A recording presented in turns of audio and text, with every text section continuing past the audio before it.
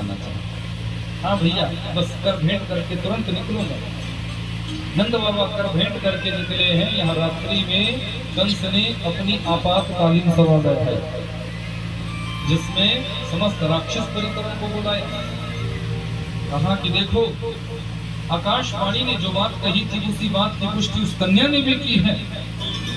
यदि मुझे मारने वाला सच में ही ब्रजमंडल में पैदा हो चुका है तो मैं नहीं चाहता कि वो बड़ा होकर मुझे कोई कष्ट करवाए, मुझे कोई पीड़ा पहुंचाए। उसके बचपन में ही मैं उसको मार डालना चाहता हूँ, उसके बचपन में ही मैं उसको मार डालना चाहता हूँ। अच्छा, राक्षस कहने लगे, महाराज चिंता क्या क्यों करते हो आप बिल्कुल चिंता न करो, हम आपके इस कार्य को पूरा करेंगे। कंस कहने लगा, कैसे करोगे? बोले, हम ब्रजमंडल में जाएंगे, 2 महीने के अंदर जितने भी बच्चे पैदा हुए हैं पूतना का वास है। अब पूतना चतुर्दशी को मारने आई, ठीक छठे दिन, अभी मात्र 6 दिन के हैं मेरे घर, पूतना मार, अंदर पाप भरा हुआ है, विष भरा हुआ है, बुरा भाव भरा हुआ है, नकली आवरण चढ़ाकर भगवान के पास आ रहे हैं। बंधु याद रखना, परमात्मा को तुम्हारा नकलीपन अच्छा नहीं लगता। भगवान के पास जब भी जाओ ना, असली बनकर, नकली बनकर भगवान के पास जाएंगे तो भगवान को तुम्हें जानता है, अंदर से भी बाहर से, तुम कैसे हो भगवान सब जानता है। अंतःकरण की निर्मलता को लेकर भगवान के पास जाना चाहिए कि निर्मल मन जन सो मोहि पावा, मोहि कपट छल छिद्र न भावा। अंतःकरण की निर्मलता, उतना के अंदर अंतःकरण की निर्मलता नहीं है, अंदर तो विष भरा हुआ है कि इसको मारो, इसको विषपान कराऊंगी, इसको नष्ट करूंगी। अंदर तो ऐसा विष भरा हुआ है। पूतना आई है, 10,000 सखियां आ रही थी, 10,000 जा रही थी, उन्हीं सखियों के बीच में पूतना भी घुस गई।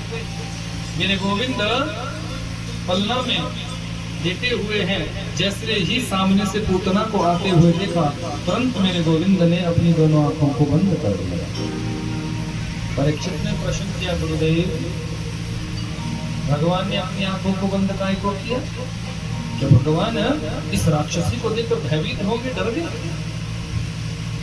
सुखदेव स्वामी कहते हैं, राजन भगवान कभी किसी से भयभीत नहीं होते, कभी किसी से डरते नहीं। आंख बंद क्यों की? बोले, आंख बंद करने के कई कारण हैं। जैसे ही पूतना को देखा है, भगवान ने आंखें बंद इसलिए की, परमात्मा विचार करते हैं 24 अवतारों में 2 ही अवतार मेरे सर्वश्रेष्ठ है, एक रामावतार, दूसरे कृष्णावतार। और दोनों अवतारों में ही रामावतार में सबसे पहले ताड़का मौसी जी आ गई थी, उसका मुझे उद्धार करना पड़ा था। और यहाँ कृष्णावतार में ये पूतना अम्मा जी आ गई, अब इसका भी उद्धार करना पड़ा। दूसरा भाग, मेरे परमात्मा ने आंख बंद इसलिए की, भगवान की आंखों में सूर्य और चंद्रमा का वास है। तो जैसे ही राक्षसी को आते हुए देखा, मानो सूर्य और चंद्रमा ने पलकों से अपने आप को ढांप लिया हो, अपने आप को ढक लिया कि ये ब्रजवासी इतना लाड लगा रहे हैं, दुलार कर रहे हैं, प्रेम कर रहे हैं। इस राक्षसी को देखो, ये हमारे गोविंद को मारने के लिए आई है, विष पिलाने के लिए आई है। मानो इस राक्षसी को हमें देखना ही नहीं, आंखें बंद कर। तीसरा भाव, मेरे परमात्मा ने आंख बंद इसलिए की, भगवान विचार करते हैं, न जाने मेरे भ्रम में आज तक ये ब्रजमंडल के कितने बच्चों को खा गई है, कितने बच्चों का रक्तपान ये कर गई है, कितने बच्चों को ये मार चुकी है। इसलिए मुझे उन समस्त जीवात्माओं को मुक्ति दिलानी है। मानो भगवान ने आंख बंद करके उन समस्त जीवात्माओं का स्मरण किया हो, चिंतन किया हो, ध्यान दिया हो। चौथा भाव, मेरे परमात्मा ने आंख बंद इसलिए की, भगवान आंख बंद करके विचार करते हैं, आई ये मारने, पर रास्ता इसने यो चुना, मुझे से कौन सी गति गई। पांचवा भाव, मेरे परमात्मा ने आंख बंद इसलिए तो इसलिए बाबा विश्वनाथ ने उस विष को अपने कंठ में ही धारण कर लिया है। और जैसे ही विष को कंठ में धारण कर किया है, पूरा कंठ जो है नीला पड़ गया है। मेरे विश्वनाथ का नाम पड़ा है नीलकंठ। बोले नीलकंठ महादेव की, शिव शंकर भगवान की।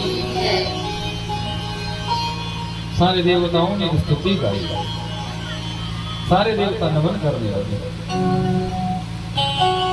नमः शिवाय ओम नमः शिवाय, हरे हरे भोले नमः शिवाय, नमः शिवाय ओम नमः शिवाय, हरे हरे भोले नमः शिवाय, नमः शिवाय ओम नमः शिवाय, हरे हरे भोले नमः शिवाय, नमः शिवाय ओम नमः शिवाय, हरे हरे भोले नमः शिवाय। गंगाधरा शिव गंगाधरा, हरे हरे भोले गंगाधरा, गंगाधरा शिव गंगाधरा, हरे हरे भोले गंगाधरा, गंगाधरा शिव गंगाधरा, हरे हरे भोले गंगाधरा, गंगाधरा शिव गंगाधरा, शिव शंभो, हरे हरे भोले गंगाधरा। नमः शिवाय ओम नमः शिवाय, हरे हरे भोले नमः शिवाय, नमः शिवाय ओम नमः शिवाय, हरे हरे भोले नमः शिवाय, नमः शिवाय ओम नमः शिवाय, हरे हरे भोले नमः शिवाय, नमः शिवाय ओम नमः शिवाय, हरे हरे भोले नमः शिवाय। विश्वेश्वराय शिव विश्वेश्वराय, हरे हरे भोले विश्वेश्वराय, विश्वेश्वराय शिव विश्वेश्वराय, हरे हरे भोले विश्वेश्वराय, विश्वेश्वराय शिव विश्वेश्वराय, हरे हरे भोले विश्वेश्वराय, विश्वेश्वराय शिव विश्वेश्वराय, हरे हरे भोले विश्वेश्वराय। नमः शिवाय ओम नमः शिवाय, हरे हरे भोले नमः शिवाय, नमः शिवाय ओम नमः शिवाय, हरे हरे भोले नमः शिवाय। त्र्यंबकेश्वराय शिव त्र्यंबकेश्वराय, हरे हरे भोले त्र्यंबकेश्वराय, त्र्यंबकेश्वराय शिव त्र्यंबकेश्वराय, हरे हरे भोले त्र्यंबकेश्वराय। नमः शिवाय ओम नमः शिवाय, हरे हरे भोले नमः शिवाय, नमः शिवाय ओम नमः शिवाय, हरे हरे भोले नमः शिवाय, नमः शिवाय ओम नमः शिवाय, हरे हरे भोले नमः शिवाय, नमः शिवाय ओम नमः शिवाय,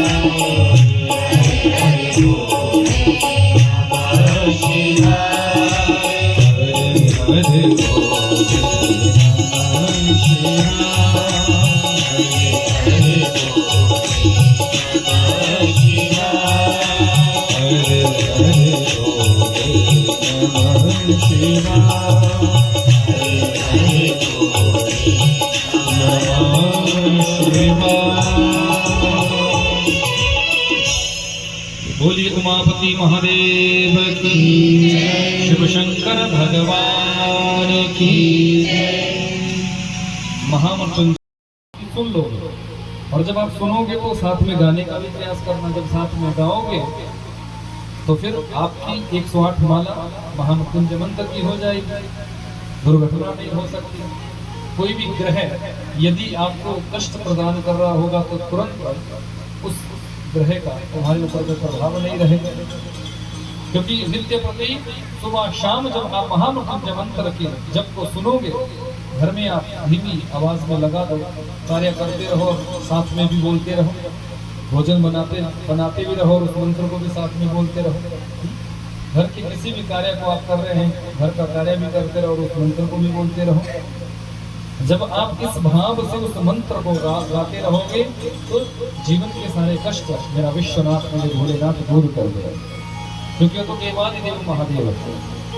बोले उमापति महादेव की, शिव शंकर भगवान की। महादेव हर एक के कष्ट को दूर करते। निवेदन किया देवताओं ने कि ये त्रिलोकी तप्त हो जाएगी। भोलेनाथ ने कहा चिंता मत करो, मैं इसका पान करूंगा। और बाबा ने इस विष का पान किया और अपने कंठ में धारण किया। बाबा का नाम पड़ा है नीलकंठ। बोले नीलकंठ महादेव की। और मेरे ठाकुर जी ने भी आज नीलकंठ महादेव जी का स्मरण किया।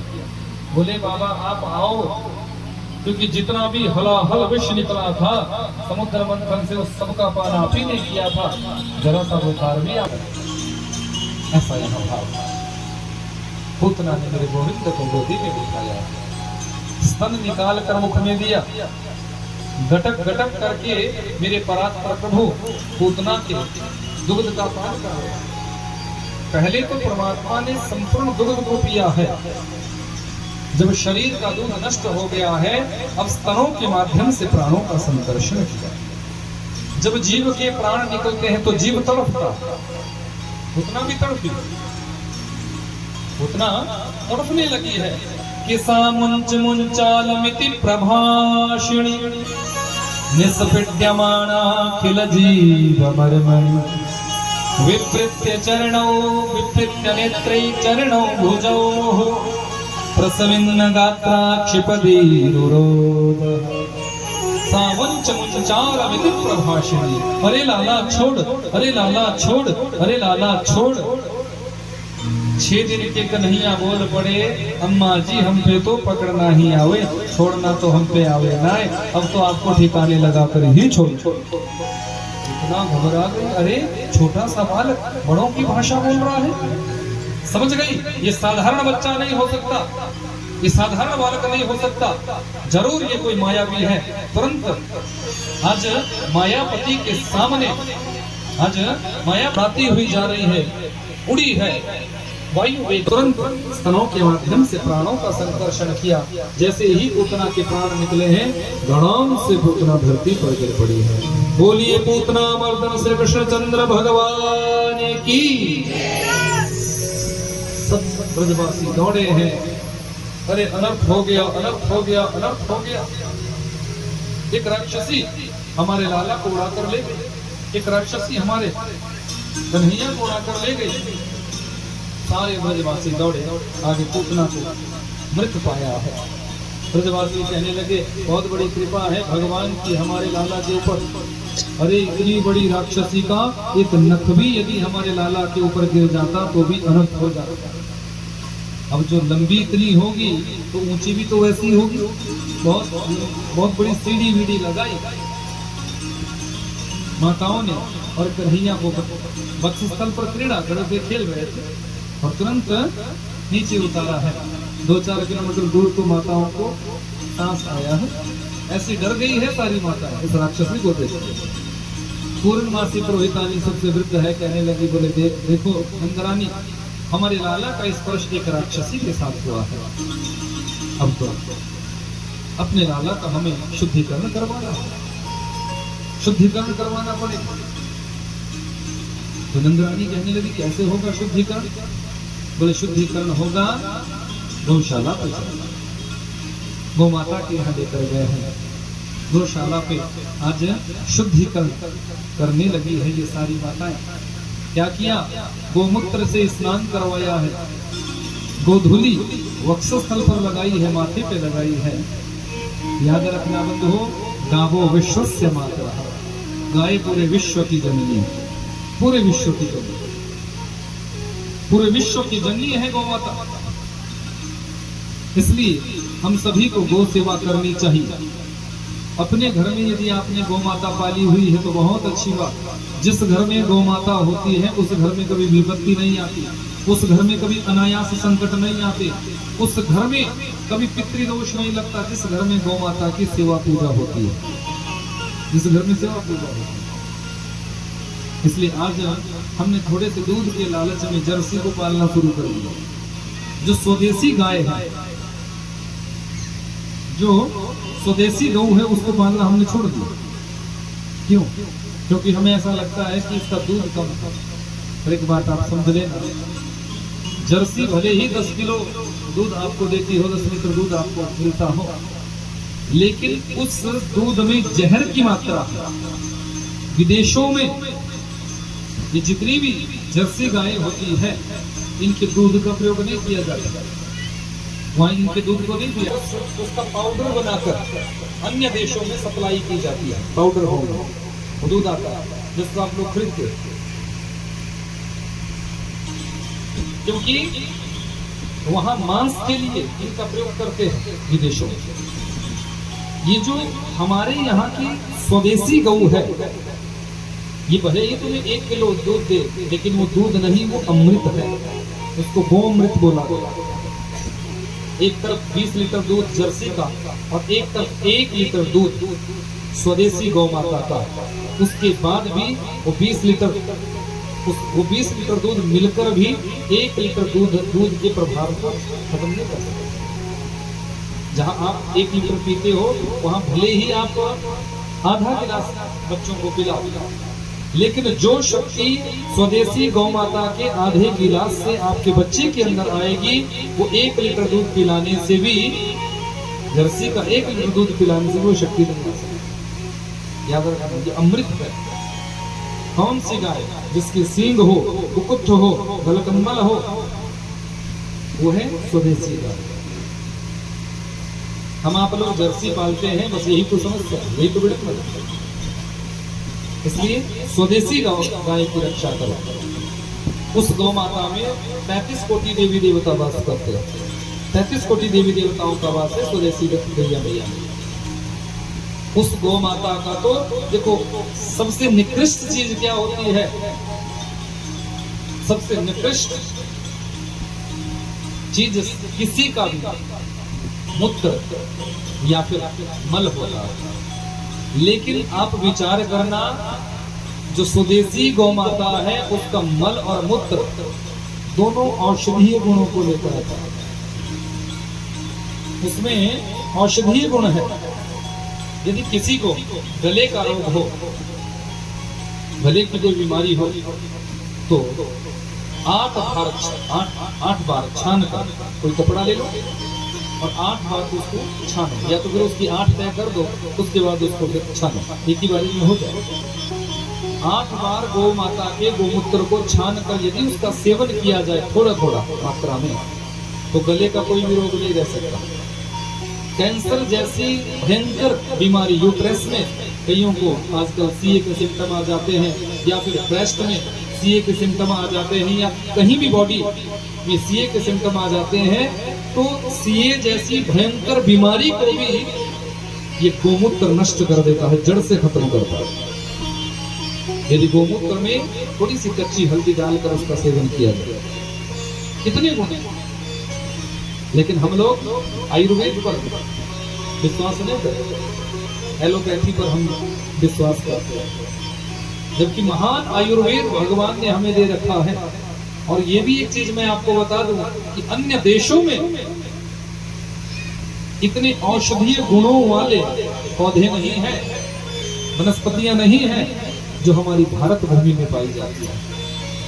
क्योंकि हमारे भारत में, अन्य देश तो ऐसे हैं जहां गर्मी है तो फिर गर्मी ही 6-6 महीने तक है, सर्दी है तो 6-6 महीने ठंड ही है, 6-6 महीने 8-8 महीने बर्फ में ही रहना पड़ता है। सिर्फ और सिर्फ मेरा राष्ट्र ही एक ऐसा ऋतुएं मनाई जाती, 12 महीनों का जो समय काल है वो बिल्कुल हर महीने मौसम बदलता है, हर महीने। यानी प्राकृतिक सुंदरता और प्रकृति का असली नजारा, असली सुख तुम्हें किसी भी देश में नहीं मिल सकता, सिर्फ और सिर्फ हमारे राष्ट्र में ही मिल सकता है, हमारे भारत में ही मिल सकता है। भक्तवत्सल भगवान की यहाँ की मिट्टी में भी सुगंध है। कभी आपने देखा है जब बरसात होती है, बारिश जब होती है और बारिश हुई हो थोड़ी देर पहले और आप वहां से निकल रहे हो तो मिट्टी से भी आपको भीनी भीनी सुगंध आती है कि नहीं? कभी देखना, हमारे यहाँ की मिट्टी से भी आपको एक दिव्य सुगंध आएगी।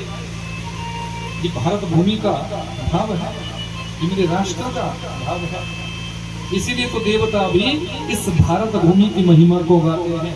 ब्रह्म पुराण में देवताओं ने गाया कि गायन्ति देवः किल गीतकानि धन्यास्तु ते भारत भूमि भाग्य स्वर्गापवर्गास्पद मार्गभूते भवन्ति भूयः पुरुषः सुरत्वा। देवता भी इस भारत भूमि की महिमा को गाते हैं। ऐसी है मेरे भारत भूमि की महिमा। बोले भारत माता की, भक्तवत्सल भगवान की। अद्भुत है महिमा। और उसी भारत भूमि में जो हमारी गौ माता है, जो 33 कोटि देवी देवताओं को अपने अंदर समाहित करती है। सारे देवी देवता जब वास कर रहे थे तो देवी लक्ष्मी जी, स्त्रियों का स्वभाव होता है कि जब दर्पण के आगे बैठ गई ना तो फिर वो लग जाती है, फिर अब होठों की लालिमा लगाने में, आंखों में काजल डालने में, बस फिर उनका टीका पाका लगाने में सारा समय व्यतीत हो जाता है। भले ही पतिदेव गाड़ी में बैठकर हॉर्न बजाना शुरू कर दे कि आई नहीं, लेकिन उसको कोई मतलब नहीं होता, वो अपनी मर्जी से आई।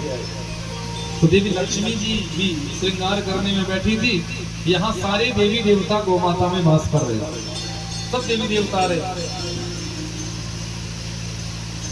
सारे देवी देवताओं को गौ माता ने अपने शरीर में स्थान दे दिया। अब देवी लक्ष्मी जी छम छम करती हुई सबसे बाद में आई तो गौ माता से कहने लगी, बोले अब मुझे भी स्थान दो। तो गौ माता ने कहा कि अब कहाँ से स्थान दूं, अब तो जितने भी मेरे अंग थे सब में कोई ना कोई देवता विराज चुका है, कोई ना कोई देवता बैठ चुका है, अब मैं कहाँ आपको स्थान दूं?